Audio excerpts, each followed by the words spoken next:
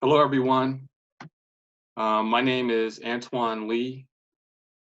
I am a 2020 Burning Man honorarium recipient and artist and architect for the Solar Shrine Project. If a lot of people don't know what Burning Man is an arts and music event that happens like about the end of August to the first week in September for about 7 to 8 days every year. It actually got canceled this year due to COVID-19. So the events are going to be virtual, but we plan to be back at Black Rock City in 2021. So during Burn Week, we are pleased to bring to you virtual DJ sets, artist performances, yoga sessions, and conversations with grassroots activists, among other events. The theme of the Solar Shrine is Afrofuturism, where connections are made to our collective ancestors from the continent of Africa, and history is projected into the present, thereby shaping the future. It is my pleasure to bring to you today a virtual conversation on traditional African architecture with Nmadili Okwumabua. Nmadili is an urban planner, professor of African architecture and urban design. Her passion for design is rooted in a vision where communities in Africa and the diaspora are developed with new architectural languages that celebrate the aesthetics and culture of the people today. Nmadili attended the University of Tennessee and Georgia State University, where she pursued her undergraduate studies in architecture and urban planning. She holds a master's degree in African Studies from Clark Atlanta University, where her research centered on the evolution of modern vernacular architecture in Nigeria. Her career as a built environment professional spans over 20 years. In 2013, the fruits of these efforts gave birth to the Community Planning Design Initiative Africa, or CPDI Africa, a research-based, culture-inspired initiative created to develop a new architectural language for Africa through design competitions. It's a lot to say. Hey, how are you doing? Hi there, Antoine. How are you? I'm doing well. I'm doing well. Just keeping it moving. Things are just keeping it moving here. I'm so happy to have you to do a virtual conversation. Awesome. Yeah. So I remember I met Nmadili like last year online. I've actually been in Nigeria. I went to Nigeria in 2013, and I stayed in the southwest part in Lagos. And I have ties to Nigeria through my father, as he was really not from maybe from an ancestral level too, in terms of blood and back, for the slave trade, but just from studying the history, he was really fascinated with Nigerian history and things like that. So he passed some of that stuff on down to me. And so I found out about you online, and I was like, I have to reach out to this woman. Who's this woman doing? She had these beautiful designs. What is she doing? These prototypes, and trying to really do something, use traditional African typologies in a more contemporary, light or forms today. So I was like, I have to like reach out to her. I have to like talk to her and see like, work with her, collaborate with her on some things. So, we wanted to do some buildings. We still will do some buildings in the future, but we're virtual right now. So, yeah, I'm so glad to have you to have this conversation with you. Thank you. So, I just want to know, like, it's not a lot of people, go this route, in terms of they get backgrounds in architecture, urban planning, and then they really look at, taking some things from some of the traditional past or their histories, and then trying to bring them into more contemporary forms. So I wanted to know, like, what was the catalyst for you starting on this journey? Okay. Antoine, again, thank you so much. Really glad to be here with you and your audience. Your project, the Solar Shrine, is truly, truly exciting and right up my alley with Afrocentric architecture, contemporary design. paying respect to our heritage, our science and our technology, just the evolution of not only Black people, but all people. So congrats on your success with the project.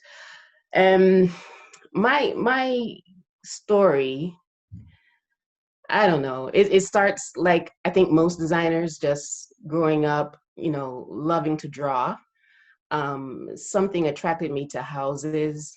I found myself sketching, of course, like all of us. I grew up in Nigeria, so I'm half Nigerian, half American. My dad is Igbo. My mom is from Memphis, Tennessee. And so my name is often complicated, especially when you look at it. So Nmadili or Nmadili Okwumabua, given to me by my dad. My mom, just in the 60s, loving all things African, that was Black Power movement era. She was really, really happy to marry my dad and reconnect back to the continent. So as a kid there, I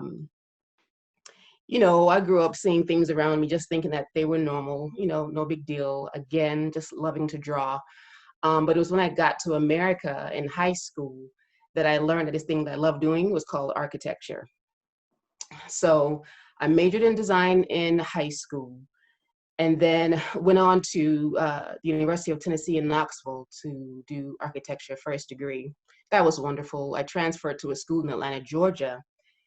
And while I was in school here, that's where I am now, I think it was third year, I went to a NOMA conference, which is the National Organization of Minority Architects. I was a NOMAS member, it's a student organization. And there was a conference, I think it was 93 or 94, and it was being held at Howard University. And I went, it was fantastic. Again, third year design, like everybody else, I just took my classes, thought whatever they were teaching us was fine. I didn't have any problem with anything. I loved architecture. I get to this NOMA conference and I meet this professor, David Hughes. And he was giving a lecture about his book. He had just written Afrocentric Architecture, a Design Primer. And my mind was just blown. I mean, he was talking about architecture from an African perspective. I didn't know that was possible. I didn't even realize that I had gone through school all this while and hadn't learned anything about, Black architects or what we're doing. And then seeing his presentation and looking through his book, I mean, he had just gotten a Fulbright scholarship and he had toured the entire continent of Africa from one side to the other by road, car, plane, boat, whatever, just taking photographs and doing all this research. And his work was unbelievable. So I was so excited. I got back to school in Atlanta and I was just like, oh, I remembered I was from Nigeria. Up until then, I think I'd forgotten, when you come here from anywhere, coming to America is like coming to heaven. So I got to America in '83 and just wanted to be an American, try to get rid of my accent, say my name the American way, anything just to not be an African at that point. So anyway, all of a sudden I realized, oh, that's right, I'm from Nigeria. I have a lot of culture, aesthetics and all of that to put in my project, right? That semester we were doing a museum for children. It was a science and technology museum. And so I just poured my heart and soul into my project, pulled on my Igbo aesthetics and spirituality and science, of course, and presented my project during jury. And then that's when I got that's when I got the real shock of my life. When my professor quietly informed me that, Nmadili, I'm really sorry. It's not possible to put Black, Africa, and architecture in the same sentence. Black people don't have design. What they do is they copy other people's culture and architecture. That if we want to give you the pyramids, all right, if we want to acknowledge that Egypt is in Africa or the people were Black when they made the pyramids, okay, maybe. But outside of that, the only thing that Black people have ever done is build mud buildings with thatch roofs. And in these times, Black people have not contributed anything to the discourse on contemporary architecture. Wow. Yeah. That's like, I mean, so, what was your response, to your professor, after that? It was heartbreaking. It was heartbreaking. What I did immediately was pack up my model and my drawings and leave the class, and I never went back, right? So I didn't even finish design school. That's how angry I was very upset. I was young, in my early 20s, hot-headed, and I was so confident and, of course, proud of myself and all of that. My dad said, Marley, that's not what you do. You get your degree, whatever they tell you to do, hop on one leg. They call you a monkey, okay. But when you graduate, then you show them that you're not whatever. I'm like, Dad, I can't do it. I can't do it. I can't do it. So what I did was change to urban planning. I got my first degree actually in urban studies. And then I decided to get a master's in a program that if I said Africa or Black 1,000 times in one sentence, nobody would have a problem with it. And I would take that time to research on what Black architecture was. What is African architecture? Was that professor right or wrong? If he was right, why? If he was wrong, why? So I attended Clark Atlanta University. It's an HBCU here in Atlanta. And I did my thesis research on the works of the great Dimas Nwonko. Dimas Nwonko is Nigeria's leading Afrocentric architect, artist, master builder, playwright, dance instructor, just everything. He's like the ultimate creative. And he has this theory. He's alive, and he is my number one mentor. His theory is on natural synthesis, right? He says you should design for the comfort of a people, right? If you design for their comfort, you have created their contemporary architecture. Don't import designs or building materials that make them uncomfortable. They can't afford it, and all of that's trying to force themselves around, circle in a square peg, whatever, however you see it. Just design for their comfort. And this natural synthesis, you combine it with modernity, contemporary elements, add value. But at its root, you are representing the vernacular expression, the vernacular language of a people. So anyway, I did my research on him, and I looked at some of his buildings and I tried to see how he achieved his own theory in his work. And so I got the degree, and what I did learn was the professor was partially right. Now, why don't we see buildings like the Solar Shrine and what we probably saw in Wakanda and a lot of the buildings like what Philip Freelon did at the Smithsonian? Why don't we see a lot of those buildings everywhere? The first thing I learned was after colonization in Africa, the universities were set up by the former colonizers. So if you were colonized by the British or the French or whoever, they set up your universities, the curriculum and all of that. So what we were doing was learning other people's architecture, right? Talk less of what we're learning over here in the US or wherever. Well, of course you're gonna learn about their architecture, right? Because we are in America or in Europe, wherever. But in Africa, starting in the 50s and 60s when these universities start opening, the design schools were teaching European architecture, Bauhaus and all of that. So even when Dimas Nwonko went to school, right, he got to design school, and he's not an architect, he's an artist, but a natural born architect, obviously.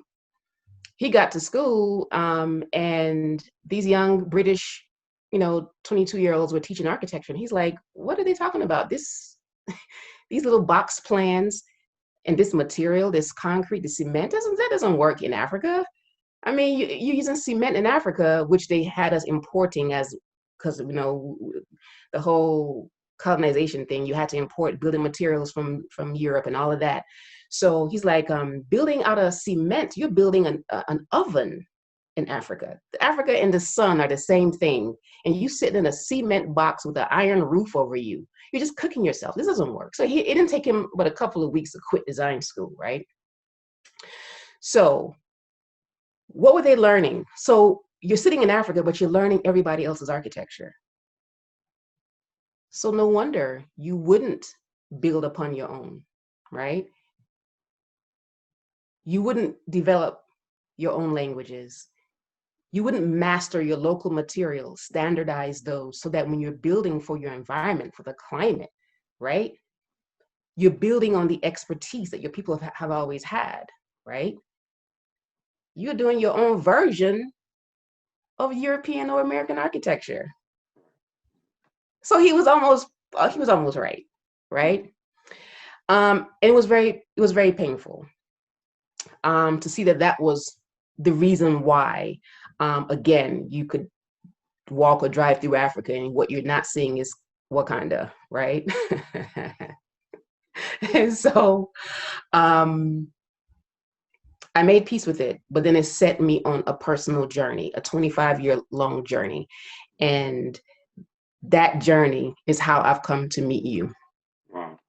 Yeah.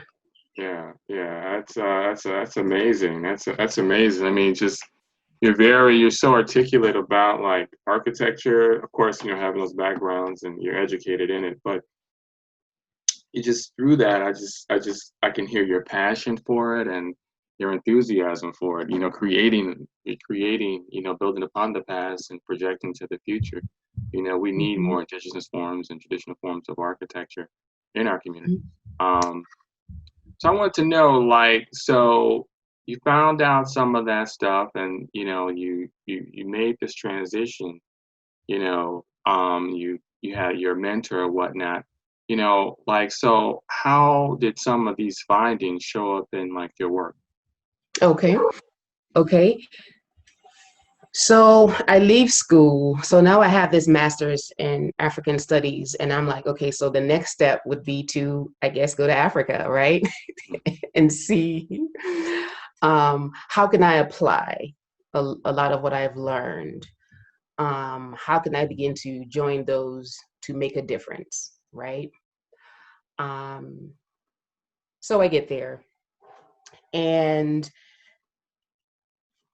all the while I've been doing sketches, right? So I started doing my own research, trying to figure out how, okay, well, if I were to fast track, Black architecture, what would I do? So I had to start teaching myself.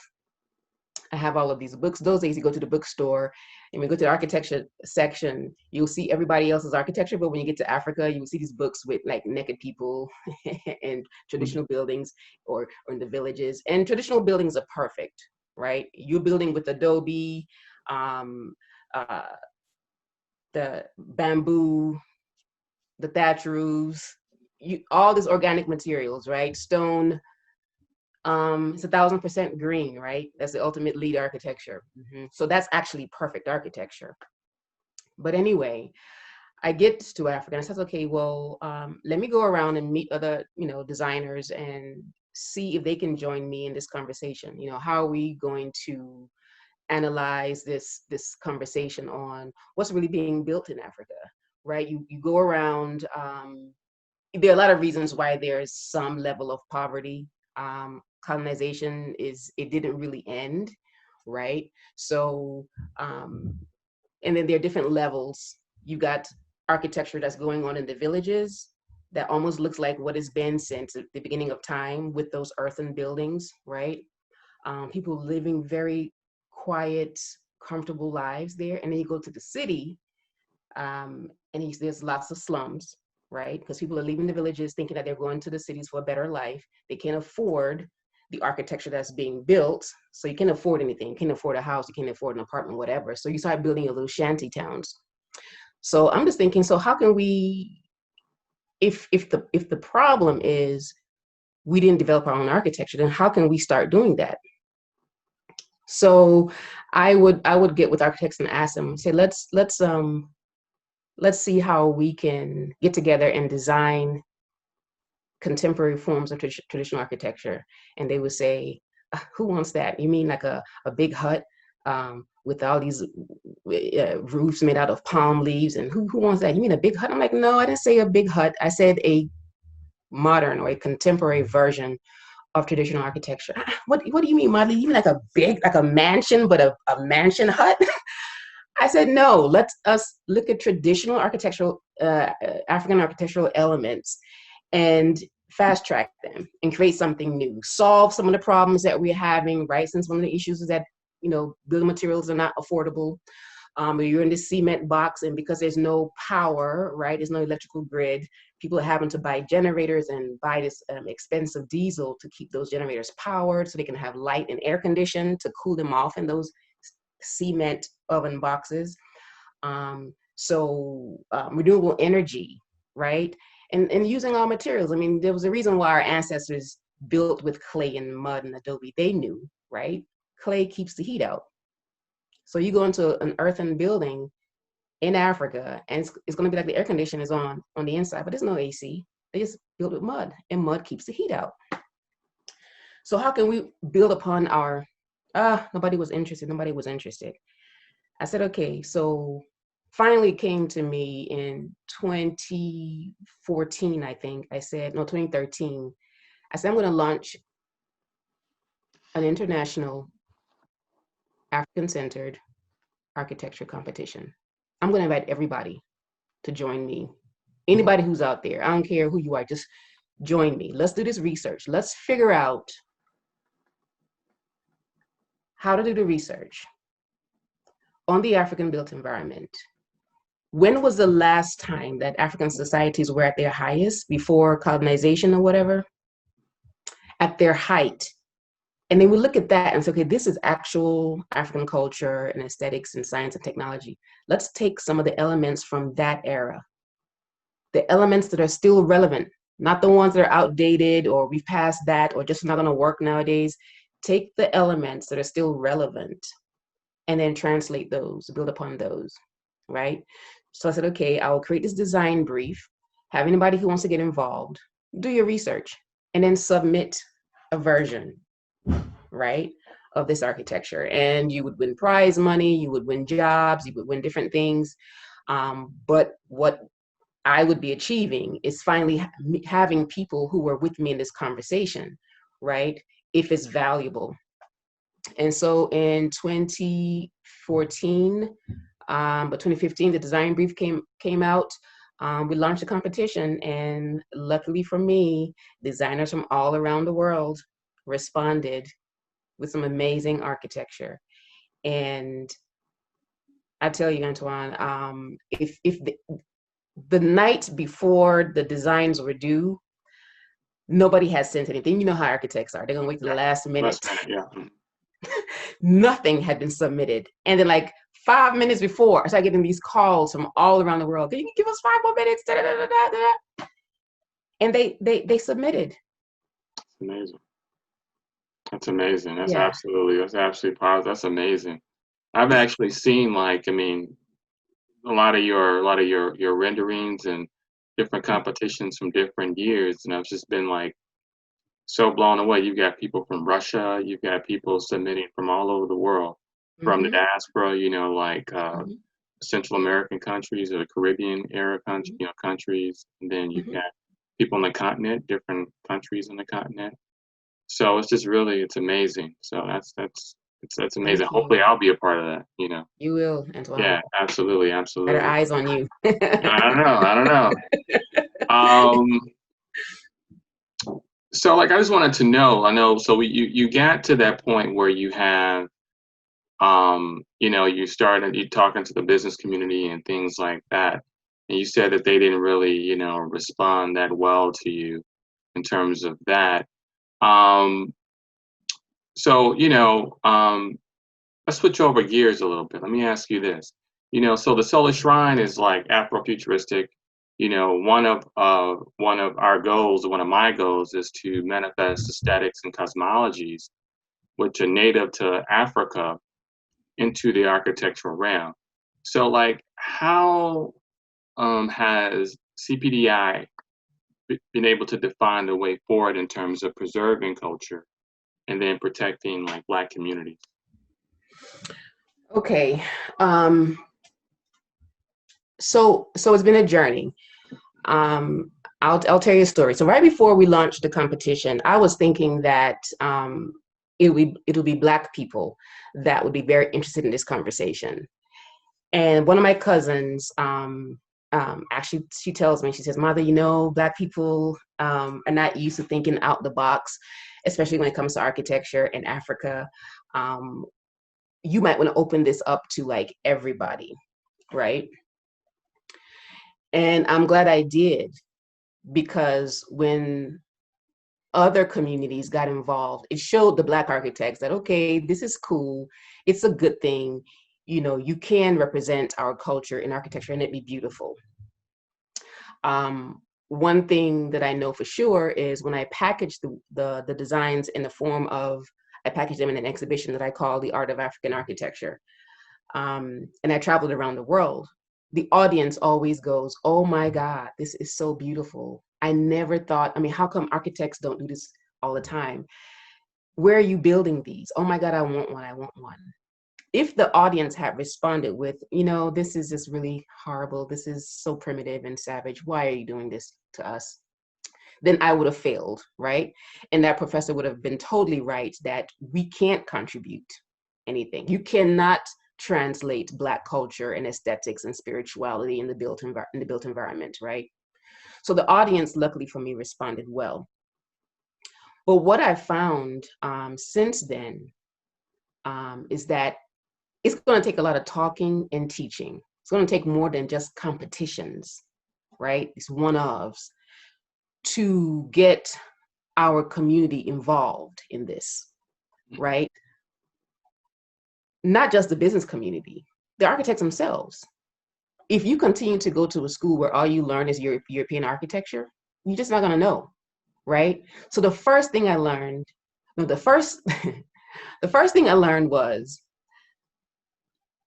the buying community, or my target market. They loved the images, but they kind of wanted to see the prototypes built. They wanted to be able to go in and walk in and experience. They weren't ready necessarily to probably put their money down to build it. But if somebody else would do it first, and they say, "Okay, right, that's okay, now I'll do it." So people often were hesitant. That is the common man, the average buyer or homeowner or builder was like, I'm not sure. Then I shopped the designs around to some developers in Nigeria, and one of them said, after he looked at the portfolio, he said, "I'm a businessman. I'm not an art collector. This is art. I need to make money. Bring me back some real architecture." Yeah.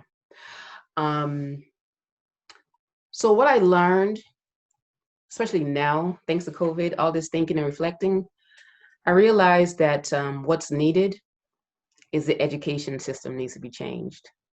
Right. Once you get in there, you agree? Oh, I agree with that 100%. Yeah. 100%. Yeah. 100%. I'll say this, that the whole idea behind like the Solar Shrine was that, the start of it was that in Chicago, I wanted to build like these pop-up architectural buildings around in inner city communities in Chicago. So I wanted to like design them in modular pieces, similar to what I'm doing in Burning Man.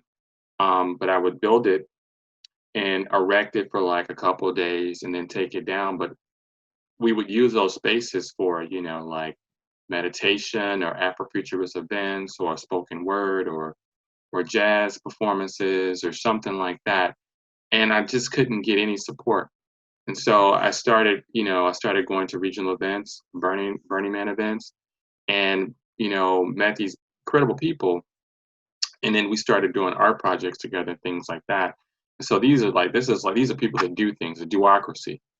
And I proposed that, and then here I am right now. But I know what it's like, people want to see like that first prototype, Mm-hmm. before they buy in. So now that's very It's very, very, very interesting. And so education, I mean, how are you finding, students? Is it very difficult how are you finding students today? Students, So students do appear to be more conscious today than they were, say, 20 years ago, 30 years ago. they are, thanks to the internet and so many other things. Is this a new day? The students are ready. Students reach out to me from all over the world. They find me online and they call and they're just happy when I actually answer the phone. They think I won't answer the phone, but of course I'll answer the phone or email me. I mean, you answered the phone for me.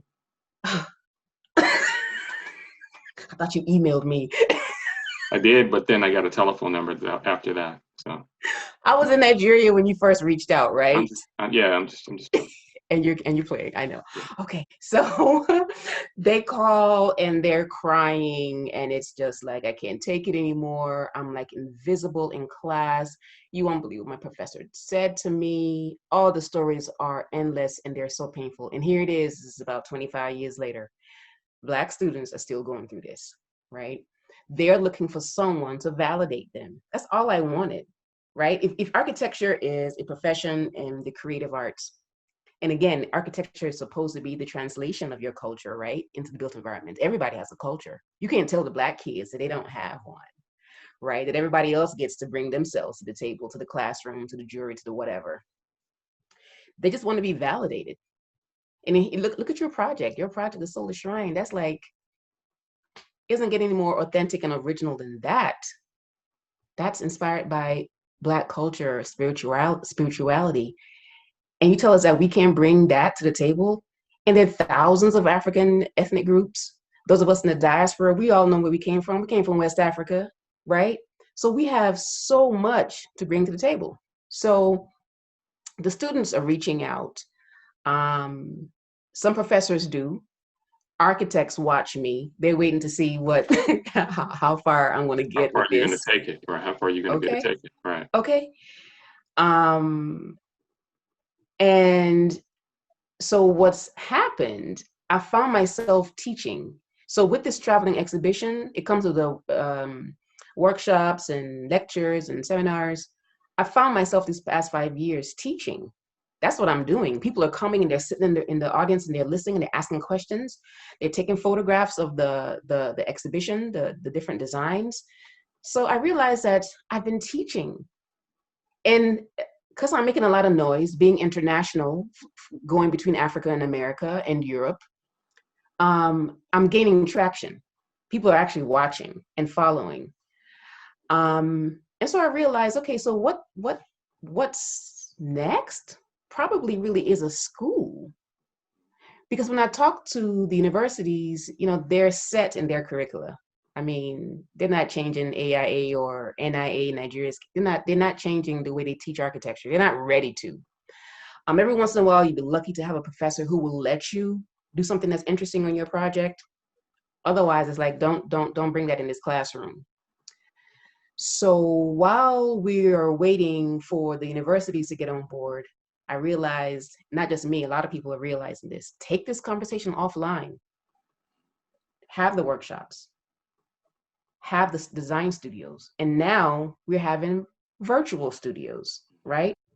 So there are a couple of global studios that are popping up here and there. And I'm just really That's amazing. ecstatic to say that CPDI is one of them. That's amazing. That's We did amazing. our first test run. Thank you. Thank you. With our interns, we had 21 interns this summer. They graduate on Saturday from all over the Pan-African experience, African Americans, Haitians, South Africans, Nigerians, Republic of Benin, just dialing in from everywhere and talking every weekend. And now they're doing their projects. So we're going to have some exciting architecture to share with the world. But we're using this also as a case study. So by October, we hope to start announcing classes for our global studio on Afrocentric architecture. That's amazing. That's amazing. That's awesome. That's awesome. I want you to talk a little bit about like some of the things you're doing in terms of, I know we had touched on briefly, like, one of your goals is to also develop like communities, develop like housing prototypes. I want you to elaborate on that a little bit. Okay. Earlier this year, I was able to pull some investors together. Blessed about that. And we're looking at doing a small development here in Atlanta. We're going to do 3 homes. Um, I don't want to say affordable, I'll say mid-range, in the threes.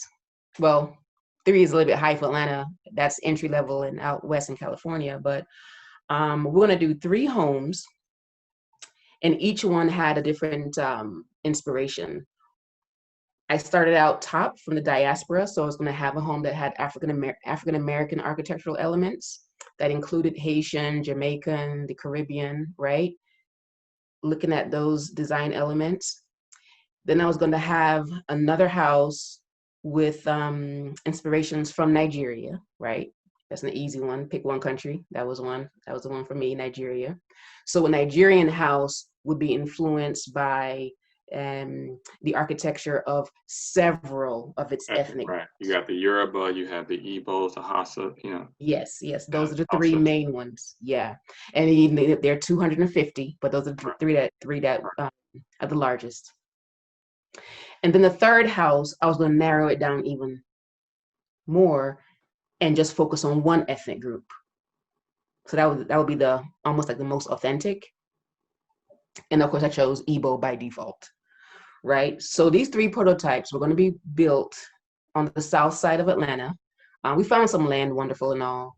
And we're just going to have them side by side and start marketing, do all the designs, get them on the FMLS, let people start seeing, oh, this is what's coming and everything.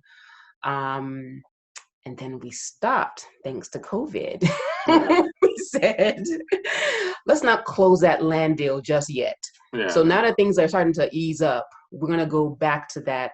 And we have so many prototypes to choose from. We're always welcoming architects to join us, to send in designs or work with us when we get projects. But that's the goal, is to get a couple of prototypes done so people can see, have really nice open houses with music and food and dance and all that, and let people come and see and experience. And even when they sell, maybe have an agreement with one of the homeowners that, can we have an open house at your place once a month? We'll pay you. Absolutely. Let people come and see and experience. Absolutely. Absolutely. That's amazing. That's amazing. That's really good. That's really good. That's really good. I know we had talked about like your students and this was a really busy week for you and things like that. So, do you ever think that, I guess you could say post-COVID, that you would potentially get like a space where you could, have like a facility that you could like do some teaching or something like that? What do you Definitely, envision for that? definitely. So yes, one of the earlier goals was to have a center, right? A school where we would have classes, or to have a space where when students are doing their study abroad, they could actually come to our center and spend time learning. Um, that was the goal. And I would say it still is. Now that we're looking at doing a virtual studio, the pressure of having a brick and mortar is kind of off, but we know that that's still very important. As a matter of fact, we do want to start raising some funds to build a prototype that would be like a school center and like a headquarters, where we do our research, and we could have the study abroads and Do you see really. that? Do you foresee that in America? Do you see it in Nigeria? Where do you see it? I see it in Nigeria or Africa first, just because that's the source of Right. our information. So when you're talking about Afrocentric architecture, you're always going to end up back in Africa. You can abstract it through an African American lens, a Jamaican lens, a Brazilian lens, but at the root will be Africa. So that's going to be where all of our information will come from, our research and resources. So I was thinking probably there first. However, you can definitely move much faster in the West because you have access to funding, loans. Being out here, people are a little bit more progressive. Um, we're innovative here. Correct. Yeah, Correct. so it Well, might end up being in Atlanta. yeah, Africa will get its time now. Africa's coming around too at the same time. Yeah, no, this is really amazing. I'm so glad that we had a chance to really do this. And I'm definitely looking forward to, collaborating in the future and So, things like that. Could you turn around for a minute and tell us what do you have on your walls back? Those are some beautiful renderings. okay, okay. Um, Briefly. let's see here. All right, so this building, so when we announced the competition, I had to do a lot of teaching to get the architects, kind of in the know. Mhm. So I had some of our interns create some samples of modern African architecture. So this one was done by a designer in Abuja. His name is Kopji Golit. Um, this was inspired by architecture from Mali and parts of Ghana. This one was also by Kopji Golit, and it was inspired by architecture from Ghana as well. So we did a lot of sample prototypes and added those to the design brief that went out, so people knew kind of like what we were talking about. And of course, I have a few books. This is my setup for when I teach class. Um, my books, African Cities and Towns Before the European Conquest. You look through this, I always find it so amazing, the sketches and the photographs that the Europeans took of Africa before um, it was colonized and all of the architecture was pulled down. If you really want to know what we look like before today, you got to look at their sketches. So this one was a good one. African designs from traditional sources. So you look at masks and patterns and motifs. You can draw a lot of inspiration from these. Some more on designs. Oh, this is the famous book by Susan Denier, African Traditional Architecture. This was like the first Bible that most people used when they wanted to learn about what African architecture was. Doesn't she teach at Harvard? I'm trying to think. I don't know if she's still alive. Oh, okay. She might be, but That's really good. That's yeah, amazing. this one. Then, of course, my second mentor. So I have two, right? Dimas Wonko and David Hughes. So David Hughes is out of Ohio. He teaches at Kent State. This is his book. So this is the book that changed my whole life when he presented it at Howard that year. Afrocentric Architecture, a Design Primer. David Hughes, FAIA NOMAC as well. So this is the first Bible. And that one over there is a book by Dimas Wonko, right? So that's his latest book.